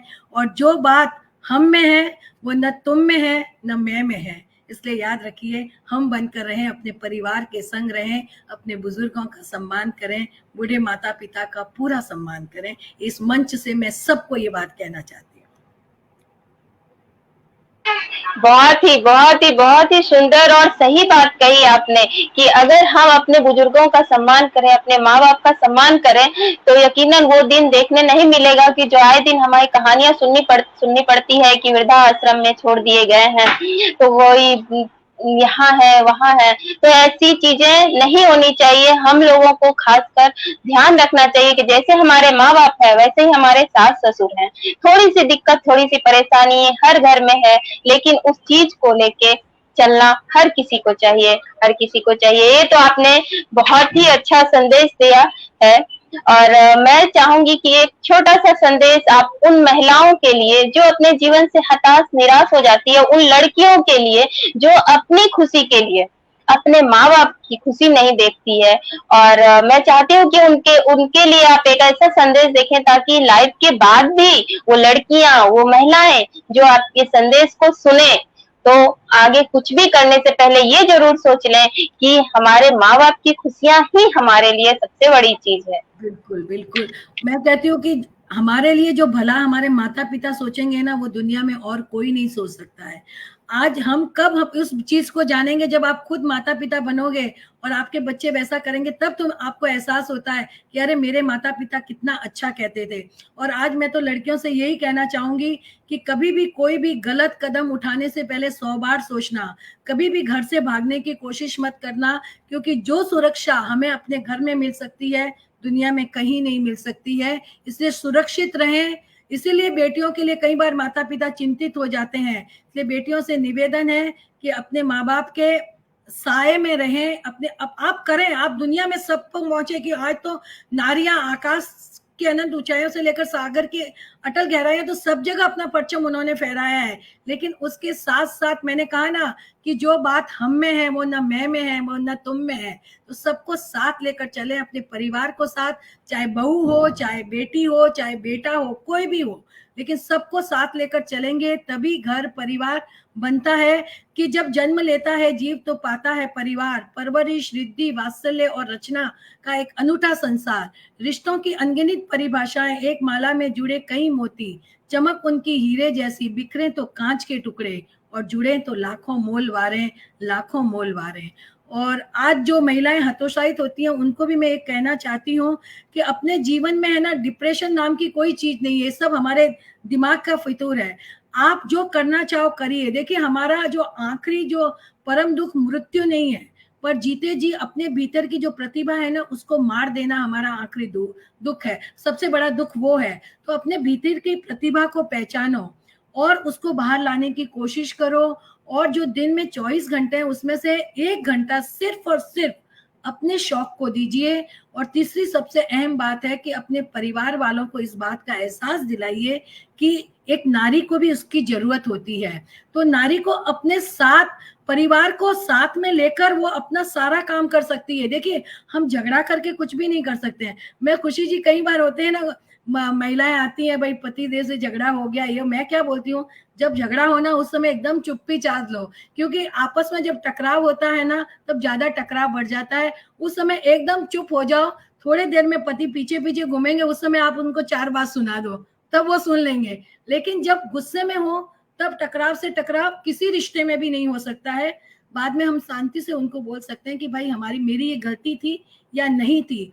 और जो हमारे घर वाले होते हैं उनको भी महिलाएं पूछ सकती हैं कि भाई देखिए, जैसे हम घर में खाना बनाते हैं, अगर हमने जाकर अपने सास ससुर को पूछ लिया कि मम्मी पापा आप क्या खाओगे, वो क्या जवाब देंगे, बेटा तुमको जो बनाना है बना लो। लेकिन उनको खुशी होती है कि मेरी बहू ने आकर पूछ लिया। तो यही चीजें होती है, वो कुछ नहीं बोलते हैं हमको ज्यादा बनाने को, लेकिन ये छोटी छोटी बातें कर कर हम कितना कुछ पा सकते हैं। मतलब वो उस खुशी का, देखिए अगर हम अंदर से दुखी हैं, हम बाहर कितना भी खुश होने की कोशिश करें तो वो खुशी नहीं झलक सकती है। आखिरकार तो हमको ये अमूल्य मानव जीवन मिला है 84 लाख योनियों में से, तो हमें अंतस से खुश रहना चाहिए। और मैं कहने, जो करना है भले थोड़ा करिए, लेकिन खुशी के साथ करिए, मन के साथ करिए। तो मैं महिलाओं से ये कहना चाहती हूँ कि खूब आगे बढ़ो, खूब अपना नाम करो, लेकिन अपने परिवार को नेग्लेक्ट मत करो। कि मेरी एक कविता जैसे है कि 20वीं और 21वीं सदी में सम्मानित सामंजस्य से करो, भारतीय संस्कृति हो जीवन शैली पर दुनिया के साथ मिलाकर कदम चलूं, थककर जब घर अपने आऊं पति के साथ मैं भी गर्म चाय का प्याला पाऊं, जीवन के दायित्व कर्म से कभी नहीं मैं जीव चुराऊं, बेटी पत्नी और माँ बहना का भली भांति कर्तव्य निभाऊं, निज आजादी के साथ साथ रिश्ते नातों का फर्ज निभाऊं, पर जीवन का सम्मान रहे, अपने ढंग से खुद में जीऊं, आज तलक इतिहास लिखा गया पर अब मैं खुद इतिहास बनूं, पशुवत जीवन से घृणा रही है, चाह यही इंसान बनूं, मानवता का मार्ग पकड़कर नई सदी में कदम धरूं, कली फूल सा सुरभित जीवन सुगंध जहां में बिखराऊं, प्रकृति सुंदरी की गोदी में सम्मानित होकर सो जाऊं, सम्मानित होकर सो जाऊं। देखिए, अपना जो सम्मान अपने हाथों से है, हम किसी को सम्मान देंगे तो बदले में हमको सम्मान मिलेगा। अगर आप किसी का अपमान करते हो तो अपमान सहने के लिए भी तैयार रहना चाहिए। इसलिए कोशिश करें, वाणी मीठी रखें, दूसरों का सम्मान करें, छोटे से छोटे आदमी का भी सम्मान करें, क्योंकि अपने घर का भी वो मालिक होता है। ध्यान रखिए, आपके घर में भले ही वो नौकर है, लेकिन अपने घर का वो मालिक है। तो हर एक का सम्मान करना सीखिए और छोटी छोटी कोशिश करिए। और मैं तो कई बार कहती हूँ लोगों को, 1 साल में आपके घर के जितने भी कर्मचारी हो ना, उनको टेबल पे बिठा दीजिए और उनको अपने हाथ से भोजन परोस कर खिलाइए। देखिए, पूरे साल भर तो वो आपको खिलाते हैं, लेकिन साल में एक बार अगर उनको हम खिला दें, अपने वॉचमैन है, कुछ है, कभी आइसक्रीम ले आइए, कभी समोसा ले आइए, महीने में एक बार ये छोटी छोटी कोशिशें करके देखिए, क्या आनंद आता है इस चीज का। मुझे तो बहुत अच्छा लगता है। बहुत बहुत ही काबिले तारीफ, बहुत ही बेहतरीन सोच। और यही सोच मैम आपको, जी जी जी, बोले नहीं, आप बात पूरी करिए, फिर मुझे मौका दीजिएगा। जी जी, तो यही सोच जो है कि आपकी छवि को जो है कि बहुत ही सुंदर बनाती है और आगे बढ़ाती है। बस यही कहना चाहूंगी। और ये चीज जो मैम ने कही है, सारी बातें अगर हर इंसान अपने जीवन में उतार ले तो हमें लगता है कि वो जरूर एक दिन कुछ ना बने, एक अच्छा इंसान, दूसरों के लिए प्रेरणा स्रोत जरूर बनने की कोशिश करे। मैं सभी से यही कहना चाहती हूँ। जी बोले सर, विकास सर। पहले तो मैम हमारी अभी क्लियर करिए, आवाज आ रही है अभी? जी जी, अभी आ रही है। हाँ हाँ, जी जी, अभी आ रही है सर। अब मैं मोबाइल पे आया हूँ और मैंने फिर वो लगाया है, भी ब्लूटूथ लगाया है। इससे पहले मैं अच्छा करने के लिए लैपटॉप में आया था, लेकिन अच्छा हो नहीं पाया। तो पहले तो मैं, चूंकि कार्यक्रम 1 घंटे हम लोगों ने सोचा था और मैडम ने इतनी ज्यादा ज्ञानोपरक बातें बताई। मैम आप सोचिए, कार्यक्रम 1 घंटे 10 मिनट होने के बावजूद भी 16 लोग अभी जुड़े हैं। मंजू मैम, 1 घंटे कार्यक्रम के बाद 18-20 लोग जुड़े हैं। अब चूंकि पटल के संस्थापक अंजनी द्विवेदी सर हैं, जो कि वो स्पेशल हमारा आपका स्वागत करने के लिए जुड़े हैं, चूंकि अभिनंदन करेंगे कि आपने अपना एक बहुमूल्य कीमती समय दिया। लेकिन उससे पहले मैम, मैं एक बात कहना चाहूंगा जो आपके ऊपर लागू होती है। किसी ने कहा है, मुझे नहीं पता किसकी पंक्तियां हैं, कि कौन कहता है आसमां में सुराख नहीं होता, एक पत्थर मन से उछालो यारो। कौन कहता है पत्थर में सुराख नहीं होता, एक पत्थर तो उछालो यारो। वो मैम इसलिए आप पे सटीक बैठती क्योंकि मैंने जो कल आपका इंटरव्यू देखा था उसमें आपने यही बोला था कि 18 साल में आपकी शादी हुई, 19 साल में आप पहली बार मां बनी, फिर आपको दूसरा बच्चा भी हुआ। उसके बाद चूंकि आपने उस समय अपने आप को एक अच्छी पत्नी और अच्छी मां में ही आपने अपने आप को ढाल दिया था। लेकिन जब आपके ससुर जी जो कि राजस्थान में जज से रिटायर हुए थे, अभी शायद वो उनका स्वर्गवास हो गया है, और आपके किसी को पता भी नहीं होगा कि आपके पति देव बीजेपी पार्टी के एमएलए भी हैं। तो बहुत सारी ऐसी चीजें जो आपने बहुत ही, जैसे कर रहा था परिवार में, यही था कि आप इतना अच्छा काम करती हैं और साइलेंटली करती हैं। यहाँ तो लोग एक केला भी दान करते हैं तो उसको दिखा देते हैं, सोशल मीडिया पे डाल देते हैं। और मंजू लोढ़ा, जब अभी मैं आपका इंटरव्यू ले रहा था, मेरा बेटा अभी मैम 7th क्लास में है, मैंने आपका नाम बताया, उसके दिमाग में तुरंत क्वेश्चन आया, उसने क्या किया, जाके तुरंत गूगल पे आपका नाम डाला और आपकी पूरी इमेज उसको दिख गई। तो कह रहा, अरे पापा यही मैम है। हमने कहा हाँ बेटा वही मैम है। ये मैं, वो मेरी बात सुन भी रहा है, उसको कि अच्छा भी नहीं लग रहा, आप ये क्यों शेयर कर रहे हो। तो मैं इसलिए शेयर कर रहा हूँ कि मतलब जिसको गूगल ने भी एक रिकॉग्नाइज किया है, वो मैम के साथ हम लोग बैठे 18 लोग मैम, 19 लोग जुड़ रहे, जिशान कुरैशी सर, पंडित रोहित जी, मैं कुछ श्रोताओं का नाम लूंगा, हमारी छोटी बहन के समान अनामिका सिंह अबरल जी। अब चूंकि अंजनी सर कार्यक्रम को बाइंडअप की तरफ है, अंजनी सर अभिनंदन करेंगे, उससे पहले मैं एक छोटा सा शेयर करूंगा। आज सुबह जो मेरे साथ हुआ कि मैंने आपसे अनुमति मांगी कि मैम मुझे आपसे बात करना है, तो आपने बोला ठीक है विकास जी 15 मिनट बाद मैं करती हूँ फोन। मैंने कहा नहीं मैम मैं आपको फोन करूंगा। मुझे लगा आपने 15 मिनट कहा है तो मैं 18-20 मिनट बात करूंगा। लेकिन मुझे बड़ा सरप्राइज हुआ, मैंने खुशी से ये बात शेयर भी की थी आज, कि शायद 16 या 17 मिनट हुआ होगा तब तक आपका कॉल आ गया मेरे नंबर पे। तो really I am very surprise कि मतलब हम लोग किसी को समय देते हैं तो कहते उसको गर्ज होगी, वो मुझे फोन कर लेगा। लेकिन मैं ये दिल से आपको सैल्यूट करता हूं कि आपको लगा नहीं अगर विकास ने बात करने के लिए बोला है तो मुझे कोई फर्क नहीं पड़ता, मैं बड़ी हूँ, छोटी हूँ, अतिथि हूँ। ये आपकी ग्रेटनेस है मैम। और जैसे कि मैंने ये भी देखा था अभी कोरोना में आपने क्या किया था, डोर टू डोर जाके आपने महिलाओं को ब्यूटिशियन का कोर्स कराया, पुरुषों को इलेक्ट्रिकल, मतलब जो भी एक ITI का होता है स्किल दिया कि लोग अपने आप खड़े हों। और किसी ने पूछा था आपसे क्या उसके लिए आपका लोढ़ा फाउंडेशन पैसे लेता है, उसका भी आपने जवाब दिया बिल्कुल। ये पूरे गर्व से आपने लाइव सेशन में कहा था कि हमने कभी किसी से डोनेशन नहीं लिया। और खुशी जी ने मुझे बताया कि मैम मुंबई, अंजनी सर ने भी बताया था कि आप मुंबई की एक सबसे बड़ी कंस्ट्रक्शन कंपनी की फाउंडर हैं। शायद बहुत कहना नहीं चाहिए, पैसे के बारे में बताना ठीक नहीं है, बहुत ज्यादा टर्नओवर है। मुझे ये सारी बातें खुशी जी और अंजनी जी ने बताया क्योंकि दोनों मुंबई में रहते हैं, मैं तो दिल्ली में रहता हूँ। तो ये बात सत्य है कि आज इस कार्यक्रम को देखने के बाद मैम 22 लोग अभी भी हमारे साथ लाइव जुड़े हुए हैं। प्रेरणा सिंह जी जुड़ी हैं जो कि हमारे कार्यक्रम में आई थी मैम, इनको 150 लोगों ने लाइव सुना था। और मैम हमारे पटल पे सोहन लाल शर्मा जो कि बहुत बड़े कवि हैं, राजस्थान के रिटायर्ड शिक्षक हैं, प्रेरणा सिंह, अंजनी कुमार द्विवेदी सर जुड़े हुए हैं। ऐसे बहुत, अशोक मिश्रा जी वो भी अंग्रेजी के प्रवक्ता हैं। कुछ नाम मैं इसलिए ले रहा हूँ, DS तोमर सर, क्योंकि जब तक आप रिकॉग्नाइज, श्रोता इस पटल को बुलंदियों तक पहुंचाने में श्रोताओं का बहुत बड़ा योगदान है मैम। चूंकि स्ट्रीम यार मैं संभाल रहा हूँ, सबके नाम मुझे दिख रहे हैं, संख्या मुझे दिख रही है, आप लोगों को नहीं दिख पा रही है।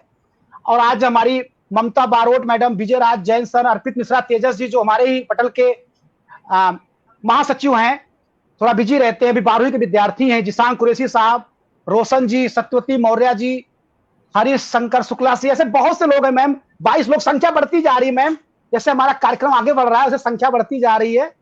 आप देखेंगे हमारा ये वीडियो कम से कम 20 से 30 हजार लोग देखेंगे। और सबसे ज्यादा धन्यवाद मैं दूंगा खुशी जी को, क्योंकि शायद गूगल पे हम लोग ना सर्च कर पाते, अंजनी सर को भी ध्यान नहीं आया, वो बता भी रहे थे उनके महाविद्यालय में आप अतिथि के रूप में आमंत्रित थी। सर अभी अपना विद्यालय का परिचय देंगे।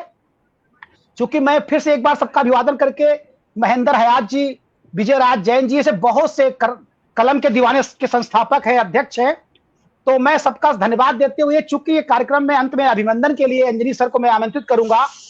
लेकिन ये बात सत्य है कि बहुत, प्रमोद कुमार जी, मतलब एकदम एक महिलाओं के लिए बड़ा, मतलब एक बहुत बड़ी प्रेरणा इसलिए आप हैं क्योंकि लोग आजकल मैं देखता हूँ छोटी छोटी चीजों को भी लोग शो करते हैं, और आपका मतलब इतना बहुत कुछ होने के बावजूद भी आपने इतनी आसानी से एक्सेप्ट कर लिया, लोगों का फोन रिसीव कर लेती हैं। मुझे लगता है मैम, जो मेरा अपना अनुभव है कि साहित्य से जुड़ा व्यक्ति वास्तव में नम्र होता है, क्योंकि मैंने डॉक्टर दिनेश रघुवंशी जी को देखा है, वो भी मैम अंतर्राष्ट्रीय लेवल के कवि हैं, लेकिन जैसे हम लोग फोन करते हैं, एक एक लोगों का मैसेज रिप्लाई करते हैं, सबको प्रणाम बोलते हैं, तो मुझे लगता है मैम आपकी ग्रेटनेस आपके अमीर होने में नहीं है, आपकी ग्रेटनेस आपके वर्सटाइल पर्सनालिटी से नहीं है, आपकी ग्रेटनेस हमेशा आपके एटीट्यूड से है, आपके बिहेवियर से है, और आपके लोग आपसे कितने लोग खुश हैं, आपके आने पर कितने लोग खुश होते हैं वो मैटर करता है, आपके जाने के बाद कितने लोग दुखी होते हैं वो मैटर करता है। आपने ये साबित किया है कि अगर आज मंजू मैडम को मैंने आमंत्रित किया है तो जाहिर सी बात है, मैं तो आपको एक साहित्यकार के रूप में आमंत्रित किया था मैम, लेकिन आपके अंदर बहुत सारी क्वालिटियां हैं। बस मैं ज्यादा, चूंकि तारीफ जिसको भी आपके बारे में जानना होगा वो गूगल पे सर्च करेगा, लोढ़ा कंस्ट्रक्शन डालेगा, उसको अपने आप पता लग जाएगा। आपकी कविताएं, आपका परिचय जो कविताओं से आपने दिया, मैं एक बार पुनः, चूंकि मैं अब अंजनी सर के बाद फिर हम दोबारा मैं नहीं बोलूंगा, विजय राज जैन सर और बहुत सारे लोग हैं, सतीश कुमार दीक्षित जी, बहुत से लोगों का मैं नाम नहीं ले पा रहा हूं, मैं बाद में आप जरूर, मैं सबका नाम लूंगा। एक बार पुनः आदरणीय अंजनी सर जो कि हमारे पटल के संस्थापक जी हैं, हमारे कार्यक्रम के अध्यक्षा डॉक्टर सुभाष आचार्य सरफ मैडम भी जुड़ी थी, उपाध्यक्षा संगीता राज, डॉक्टर संगीता राज जी, रोशनी जी, हमारी छोटी बहन अनामिका अविरल जी, मैम जितने लोग आपको देख रहे हैं 22 लोग, सारे या तो शिक्षक हैं या तो साहित्यकार हैं, और सबसे बड़ी बात तो बहुत बड़े श्रोता हैं। अब चूंकि अंत में इसके बाद मैं कुछ नहीं, कोई भूमिका नहीं बांधूंगा, आदरणीय अंजनी सर आपको मैं आमंत्रित करता हूं कि आप इस कार्यक्रम को, खुशी जी का हमारी जो आज की होस्ट थी, और मंजू मैम का जो हमारी आज की सम्मानित अतिथि हैं, दोनों का स्वागत करिए, अभिनंदन करिए, और श्रोताओं का अभिनंदन करते हुए इस कार्यक्रम को समाप्त करने की अनुमति दें।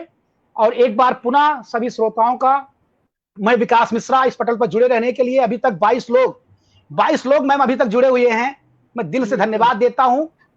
और अंजनी सर प्लीज आप आए, मैं अब बाहर जा रहा हूं, बहुत बहुत धन्यवाद।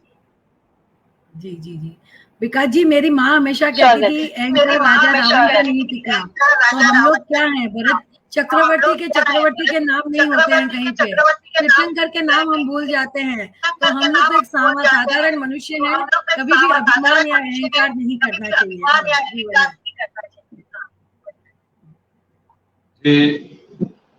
विकास जी बहुत बहुत धन्यवाद, और आपने बहुत ही अच्छी बातें कही, और आदरणीय मंजू मैडम को प्रणाम करता हूं और खुशी जी को नमस्ते करते हुए बहुत बहुत धन्यवाद देता हूं कि आज आपने बहुत ही सुंदर साक्षात्कार लिया, काफी अच्छा लगा। समृद्ध मंच को नमन करता हूं तथा पटल से जुड़े हुए समस्त श्रोताओं को, सभी दर्शकों को, श्रोताओं को, सभी को बहुत बहुत धन्यवाद प्रेषित करता हूं। और आदरणीय मंजू जी के बारे में जितना कहा जाए कि हमारे साथ पटल से जुड़े हुए हमारे मित्र राजू भाई मिश्रा, अभिराज जी, और आपके माध्यम से ही संपर्क हुआ, और आदरणीय जी से मुलाकात उनकी हुई, पर्सनल में हुई थी, एक कार्यक्रम के लिए इनविटेशन देने गए थे, लेकिन उसके बाद से जब से हम लोग जाने, आप लोढ़ा बिल्डर जो कि हमारे देश के प्रतिष्ठित बिल्डरों में से एक हैं, सर्वश्रेष्ठ बिल्डर हैं, लेकिन उस बिल्डर ग्रुप की मालकिन होने के बाद भी जरा सा कहीं नहीं कहीं थोड़ा भी घमंड नहीं, कोई भी अहंकार नहीं, इतने बड़े पद पर प्रतिष्ठित व्यक्तित्व होने के बाद भी आप में जो सरलता परिलक्षित होती है, कहीं न कहीं वो आपके उत्तम व्यक्तित्व की परिचायक है। और आप ने जीवन दर्शन की जितनी बातें बता दी कि इनको दूध वाले से लेकर के मजदूर है, आपके घर का नौकर है या मिलिट्री वालों को, तो मैं अक्षरशः सहमत हूं, कुछ भी छोड़ा नहीं है। जिंदगी जीने के लिए जितनी अच्छी बातें होती हैं, आपने बता दिया कि हर घर नहीं पूरा देश स्वर्ग बन सकता है, और आपको लगातार मैं सुन रहा था, सुनते में तो कहीं कुछ बोलने जैसा रहता ही नहीं। और ये हमारा सौभाग्य है कि आपको मैंने अपने SIS कॉलेज में मुख्य अतिथि, चीफ गेस्ट के रूप में आमंत्रित किया था राजू भाई के माध्यम से, और आप आई थी, और हमारे बच्चे भाव विभोर हो गए थे, बाग हो गए थे, और कई बार मुझसे मांग किए कि सर मैडम को और बुलाइए, लेकिन मैंने वादा किया बुलाऊंगा जरूर। लेकिन उसके बाद से फरवरी मार्च से तुम्हारा 2020 से तो लॉकडाउन ही हो गया, कोरोना से ग्रसित हो गए, और आप जैसी महान विभूतियों को पा करके हम लोग धन्य हो गए। सारे लोग, सारे श्रोताओं को बता दूं कि आज जुड़ रहे हैं, आज देख रहे हैं, और आदरणीय जी हम लोगों के साथ में काव्य सृजन मंच पर जुड़ती हैं, गूगल मीट वगैरह पर 2-2, 3-3, 4-4 घंटे टाइम देती है, और वही स्नेह, वही अपनापन, वही सरलता, ये सबसे बड़ी बात होती है। और कहीं पद की, प्रतिष्ठा की, पैसे की कहीं भी कोई बात नहीं, कोई घमंड नहीं, कोई उसकी वो नहीं। और आप इतनी सरल हैं कि कोई एक सरल व्यक्ति भी अगर आपको कॉल कर दिया, आपके संज्ञान में आया, तो आप उसको कॉल बैक करती हैं, क्या बात है, क्या समस्या है। जबकि बड़े लोगों में देखा गया है 100-200 मिस कॉल ऐसे लिस्ट में चले जाते हैं। आपकी विनम्रता की जितनी बातें कहें कम है। बहुत अच्छा लगा कि खुशी जी ने आपको अरेंज करके इस पटल पर लाई। और आपकी जानकारी के लिए कि अखिल भारतीय काव्य मंच पिछले काफी दिनों से मैं चला रहा हूँ, फाउंडर हूँ इसका, छोटा मोटा जो भी ग्रुप है, और आप इस पर आए तो मुझे बहुत अच्छा लगा। पटल से जुड़ने वाले समस्त सुधी श्रोताओं का, सभी दर्शकों का, सोहनलाल शर्मा जी, अनामिका सिंह अविरल जी, या ढेर सारे लोग, जिशान कुरैशी जी, अर्पित मिश्र तेजस जी, गिरधारी खंडेलवाल जी, प्रेरणा सिंह जी, अशोक मिश्र जी, बहुत सारे लोग जुड़े हुए। पटल के पीछे भी हमारी ममता बारोड़ जी लगी हुई हैं, रेणु शर्मा जी। और मैं उस वीरभूमि राजस्थान को नमन करता हूँ, प्रणाम करता हूँ। और जहां से कि हमारे काफी साहित्यिक मित्र भी हैं, आप भी वहीं से, आपके सारे विचारों को नमन करता हूँ कि काश पूरी दुनिया के लोग ऐसे हो जाए, हमारे भारत के ही नहीं तो धरती पर ही स्वर्ग होगा, मैं इसमें कोई दो राय नहीं है। और आपको सुनना तो एकदम कम ही लगता है, और विकास जी काफी कुछ बोल चुके हैं, लेकिन मुझे लगता है कि मुझे भी 2 लाइन कहनी चाहिए कि आप जैसा शख्स जमाने में कहाँ पाएंगे, आप जैसा शख्स जमाने में कहाँ पाएंगे, बहुत खोजेंगे फिर भी खाली हाथ रह जाएंगे।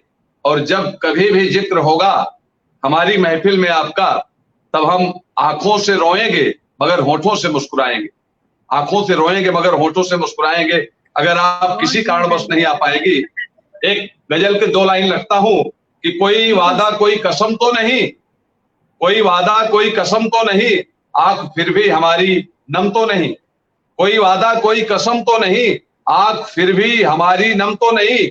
जितनी आपके लिए नहीं है, जितनी ओछी है आपकी खुशियां, उतने लाचार मेरे गम तो नहीं, उतने लाचार मेरे गम तो नहीं।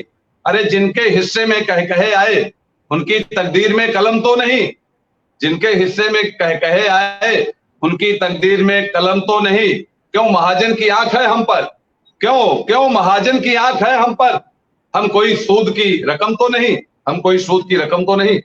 बहुत बहुत धन्यवाद। और आप आए और समस्त श्रोताओं का, आदरणीय अनामिका सिंह अविरल जी का, सभी का मैं बहुत बहुत धन्यवाद ज्ञापित करता हूँ। खुशी जी आपको बहुत बहुत शुक्रिया अदा करता हूँ, आपके प्रति आभार ज्ञापित करता हूँ। भाई विकास जी, आप इतने अग्रेसिव होकर के कार्यक्रम को सजाए, और परम आदरणीय मंजू जी ने एक लिमिटेड समय से ज्यादा समय हम सभी को दिया। आपकी विनम्रता को, सहजता को, सरलता को, सदाशयता को, सक्रियता को प्रणाम करता हूँ। आपका साथ हम सभी को आशीर्वाद यूं ही प्राप्त होता रहेगा। इसी आशा और उम्मीद के साथ मैं एक बार पुनः, मैं अंजनी कुमार द्विवेदी, मुंबई से, पटल संस्थापक, मूल निवास स्थान सुल्तानपुर जिला उत्तर प्रदेश से, पटल से जुड़ने वाले सभी श्रोताओं का, सभी दर्शकों का बहुत बहुत शुक्रिया अदा करता हूँ, हृदय से आभार ज्ञापित करता हूँ। पटल के पीछे सहयोग करने वाली ममता बारोड़ जी का, अपनी पटल अध्यक्ष आदरणीय सुभा सचान जी का, समस्त पदाधिकारियों का धन्यवाद ज्ञापित करता हूँ। आदरणीय मंजू जी का बहुत बहुत आभार जी।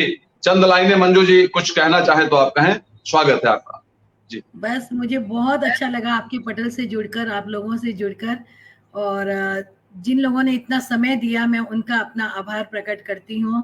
और यही है कि शशांक में वो शरारत है जो शेर को सियार बना दे, सुई में वो करिश्मा है जो चितड़े को श्रृंगार बना दे, छोटा समझकर किसी का भी उपास करना गुनाह है, कि कलम में वो धार है जो तलवार को बेधार बना दे, जो तलवार को बेधार बना दे। तो हम सब कलम के कहते हैं ना कि हमारा तो कलम ही है हथियार, तो हम कलम के सहारे ही हम आगे बढ़े हैं, एक दूसरे से जुड़े हैं। तो उस कलम को धन्यवाद देते हैं कि जब जब तलवार भी फीकी पड़ गई थी तब कलम ने उसको धार दी है। इतिहास के पन्नों पर हमने ऐसी कई रचनाएं देखी हैं, तो उस कलम को हम धन्यवाद करते हैं। और मेरा मनपसंद मुक्तक यही है कि हवाओं से कह दो कि अपनी औकात में रहें, हम परों से नहीं हौसलों से उड़ा करते हैं, हौसलों से उड़ा करते हैं। तो यही है। और आप लोगों से तो मैं यही कहना चाहती हूँ कि इन परिंदों को पर भरोसा कीजिए और आसमान को छूने की हिम्मत दीजिए। आप लोगों से मिलकर जी बहुत खुश हुआ, फिर पटल पर बुलाएंगे तो फिर आएंगे। अब जाने की इजाजत दीजिए, अब जाने की इजाजत। जी जरूर जरूर जरूर बुलाएंगे आदरणीय जी, जरूर। आपके आने से पटल धन्य हुआ। सभी को प्रणाम, शुभ रात्रि, जय हिंद, जय भारत, जय हिंद, जय महाराष्ट्र, वंदे मातरम। चलिए सभी को प्रणाम, बहुत बहुत शुभकामनाएं। मैडम आप लीव करें। बहुत बहुत धन्यवाद, बहुत बहुत धन्यवाद। मैम खत्म करते करते एक मुक्तक आपके सम्मान में, क्योंकि हमारा साक्षात मतलब ये आपसे मुखातिब होने का, रूबरू होने का जो मेन माध्यम था वो कलम ही है। कलम की ताकत है, क्योंकि मैं आपको साहित्यकार के रूप में आमंत्रित किया हूं, न तो मैं किसी कंस्ट्रक्शन की मालकिन के रूप में, न किसी एमएलए की वाइफ के रूप में, ना तो मैं किसी जज की बहू के रूप में। मैं कहूंगा धूल जैसे कदम से मिलती है, जिंदगी जैसे हमसे मिलती है। अरे दुनिया में ऐसे कितने हैं जिनको शोहरत कलम से मिलती है, जिनको शोहरत कलम से मिलती है। तो कलम में वास्तव में ताकत है। जो मैंने आपकी तरह ही धीरू भाई अंबानी को भी देखा था, अनिल अंबानी, जो अभी हमारे अनिल अंबानी जी, मुकेश अंबानी जी को, उनकी बेटी की शादी थी मैम, जो आपने कहा बिल्कुल मैंने देखा था। वो खुद खाना पर, जिसके बेटी की शादी में अमिताभ बच्चन और शाहरुख खान खाना परोस रहे थे, उसी अपनी बेटी की शादी में अनिल अंबानी साहब और मुकेश अंबानी साहब खुद खाना परोस रहे थे। ये होती महानता मैम। और वो बेटी की शादी में आज भी भगवान शिव की पूजा कर रहे थे, पार्वती की पूजा कर रहे थे। कर्म ही पूजा है, लेकिन भगवान को भी याद रखना चाहिए। और इसके बाद मैं अपने एक पद के माध्यम से प्लस श्रोताओं का स्वागत करूंगा। गर्वज में खुशी में आप सब तशरीफ लाए हैं। अरे फूलों की क्या बिसात, हम तो दिल बिछाए हैं, फूलों की क्या बिसात, हम तो दिल बिछाए हैं। ये हमारे श्रोताओं के लिए था मैम, आपके लिए था। और अंजलि सर, अंतिम मुक्तक मैम आपको समर्पित करता हूं, खुशी जी को, क्योंकि खुशी जी आपको ले आई। काश खुशियों की कोई दुकान होती, क्योंकि आपके लिए हम लोग कुछ दे ही नहीं सकते, गिफ्ट तो नहीं दे सकते, लेकिन एक भावनाएं व्यक्त करता हूं। काश खुशियों की कोई दुकान होती, हमें भी उसकी पहचान होती, भर देते आपकी झोली में, चाहे उसकी कीमत हमारी जान क्यों ना होती, चाहे उसकी कीमत हमारी जान क्यों ना होती। बहुत बहुत आभार मैम। और मैम आपने बहुत बड़ा पुरस्कार दिया है। मैं हमेशा कहती हूँ कि जो 10 लाख के हीरे का हार पहनने में जो आनंद नहीं आता है ना, वो किसी पटल पर जाकर एक कविता सुनाने में आता है। तो आज इस पटल पर आपने मुझे आमंत्रित किया, इससे बड़ा कोई उपहार नहीं हो सकता है, इससे बड़ा कोई पुरस्कार नहीं हो सकता है। इसलिए आप सभी लोगों का बहुत बहुत धन्यवाद और हृदय से आभार। थैंक यू वेरी मच जी, मैम। अब मेरा ये प्रणाम सबको, सभी को, मंच से जुड़ने वाले को सभी को प्रणाम।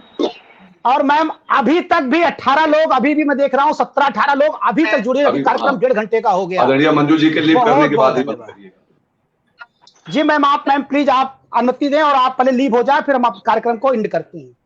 जी मैम, जय हिंद, जय भारत, जय महाराष्ट्र। Thank you.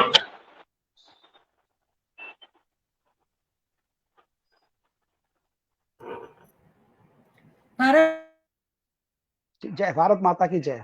हाँ, भारत माता ठीक है मैम, थैंक यू मैम की जय। सबसे बड़ी तो हमारी माता। चलिए, नमस्कार। नमस्कार।